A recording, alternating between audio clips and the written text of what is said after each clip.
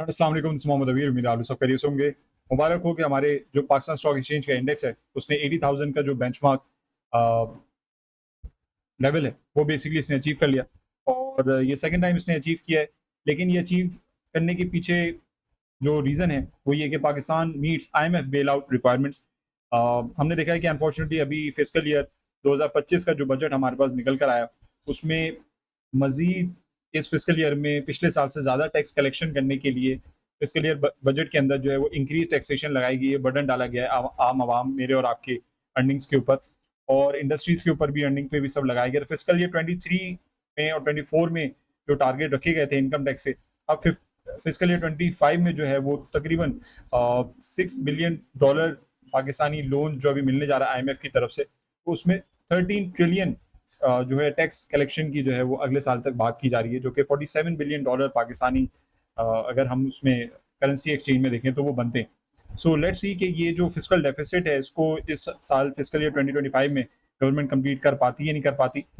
एक है तो काफ़ी ज़्यादा टफ एंड अनपॉपुलर जो है वो बजट है, बट ये एक स्टेपिंग स्टोन था कि आईएमएफ से जो है वो मज़ीद लोन एक्वायर करने के लिए इन सब चीज़ों को करना ज़रूरी। तो again as a citizen this is not something that we should be celebrating because of the fact कि एक मुल्क को अपने पैरों पे खड़े होकर अपनी एक्सपोर्ट्स को इंक्रीज़ करके, अपनी सर्विसेज़ को इंक्रीज़ करके बाहर से जो यूएस डॉलर है, बिकॉज़ इंटरनेशनली डॉलर टर्म में सारी चीज़ें होती हैं, डॉलर्स लेकर आने चाहिए, अपनी करेंसी के रिज़र्व बढ़ने चाहिए, बट अनफॉर्चुनेटली हमारे यहाँ ये चीज़ नहीं होती। Due to whatever XYZ reason मैं और आप सब जानते हैं, तो अनफॉर्चुनेट सी बात है। बट एज़ एन इन्वेस्टर हमारी मार्केट मार्केट जो है इस सब चीज़ों को पॉजिटिव ले रही है बिकॉज़ ऑफ द फैक्ट कि अब इंटरेस्ट रेट हमारे पास 20.5% पे आ गया है, जो कि 22% जो है सूद चल रही थी। तो ये हमारी बहुत सारी कंपनीज़ के लिए पॉजिटिव सेंटीमेंट होता है बिकॉज़ ऑफ द फैक्ट कि हमारी इंडस्ट्री जो है वो अब अ, बैंक से जाके लोन ले सकती है और कम शरह सूद पे, ऑल्दो है तो बहुत ज़्यादा 7, साढ़े 7, 8% की कंपैरिज़न में अगर हम देखें, तो है तो बहुत ज़्यादा। लेकिन इस कंपनी जो है वो इंडस्ट्री जो है वो फाइनेंसिंग करके अपने मामलात कुछ बेहतर करने की कोशिश कर रही है और एक्सपोर्ट वगैरह बढ़ती है, मुल्क के हालात बेहतर होते हैं, इन्फ्लेशन नीचे आती है, जो कि अभी आती हुई नज़र तो नहीं आ रही, लेकिन उम्मीद है कि आगे जाके इन्फ्लेशन नीचे आएगी तो ओवरऑल वो मार्केट उस चीज़ को भी सेलिब्रेट करेगी बिकॉज़ ऑफ द फैक्ट कि ये कंपनीज़ फिर जो प्रॉफिट्स कमाएँगी उसमें ज़ाहिर-सी बात है ज़्यादा से ज़्यादा जो है वो गेन्स अपने इन्वेस्टर्स को दे सकेंगी और डिविडेंड हिस्ट्री भी बढ़ सकेगी एंड एक्स वाई ज़ेड बहुत सारे रीज़न्स हैं। तो इसकी वजह से आज हमने देखा कि केसी 100 इंडेक्स की जो हमारे पास क्लोजिंग आई है, it closed at around 80,233 point mark और 680 पॉइंट जो है वो आज गेन करते हुए हमें नज़र आया। 280 की जो है वो मिलियन की वॉल्यूम हमने आज के अंदर देखी और वैल्यू ट्रेडेड की बात करें तो 16.19 मिलियन की जो है वो हमारे पास वैल्यू ट्रेड हुई है। और अगेन ये अच्छी बात है बिकॉज़ अगर मैं फीपीलीपी का डेटा, अगर हम मंडे ट्यूसडे का डेटा अगर हम देखें, जो हमारे पास इन्फॉर्मेशन आती है डेली ट्रेड इन्फो, तो हम देख सकते हैं कि 15.60 बिलियन के शेयर्स ट्रेड हुए थे, लेकिन सेटल 9.12 बिलियन के हुए थे।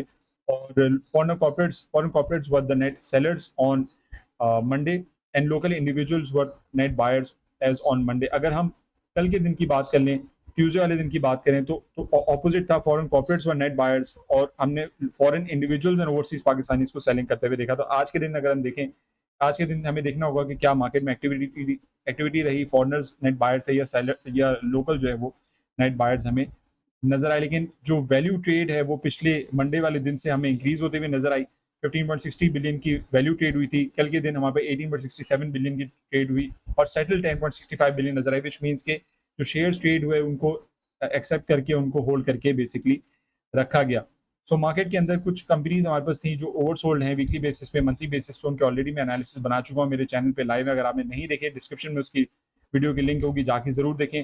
आज हमारे पास commercial bank 3 days in a row banking sector ने सबसे ज़्यादा जो है वो हमारे पास, if I am not wrong, तो पॉइंट्स ऐड किए हैं मार्केट के अंदर। और इसके अलावा केबल इलेक्ट्रिकल गुड्स के अंदर हमारे पास पाक electron was positive because of the fact कि गर्मियाँ हैं, गर्मियों में इन कंपनीज के जो प्रोडक्ट्स उनके इस्तेमाल बढ़ जाता है, तो हो सकता है कि अप्रैल मई जून का जो हमारे पास क्वार्टर है जिसके अब रिजल्ट्स आना शुरू होंगे, तो उसमें देयर इज अ पॉसिबिलिटी कि कंपनीज अच्छा प्रॉफिट शो करें एंड बिकॉज ऑफ दैट इनके जो है वो स्टॉक प्राइसेस के अंदर हमें गेन नजर आए।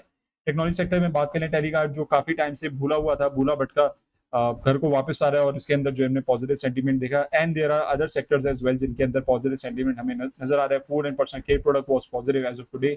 सीमेंट और इंजीनियरिंग सेक्टर की बात कर लें अलॉन्ग विद फर्टिलाइजर, तो उनके अंदर आज हमने सेलिंग और प्रॉफिट टेकिंग देखी बिकॉज ऑफ द फैक्ट कि सेक्टर्स हमारे पास in the last few weeks, last few days काफी ज्यादा पॉजिटिव थे, जैसे कि आप इंजीनियरिंग ऑन द टॉप आप देख सकते हैं।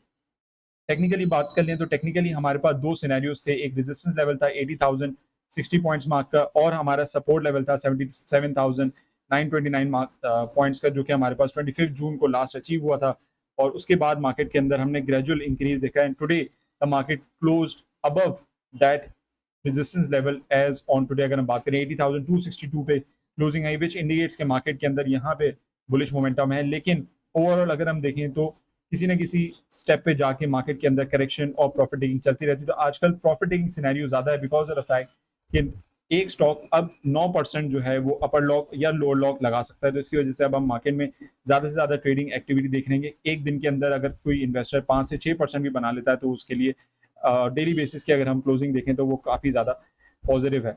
So this was the closing analysis and discussion on market working. अगर आप अगेन फंडामेंटल टेक्निकल सीखना चाहते हैं, जैसे कि मैंने पहले भी आप लोग को बताया कि इतनी चीज़ें मुश्किल नहीं है। Fundamental analysis, quantitative, qualitative analysis करना सीखें, सही कंपनीज़ के अंदर एनालिसिस करके उनके अंदर इन्वेस्टमेंट करना सीखें।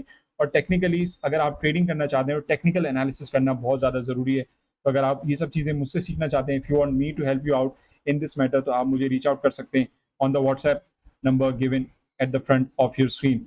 मिलते हैं इंशाल्लाह अपनी रेगुलर वीडियोज़ के साथ। Like and share for more content like these.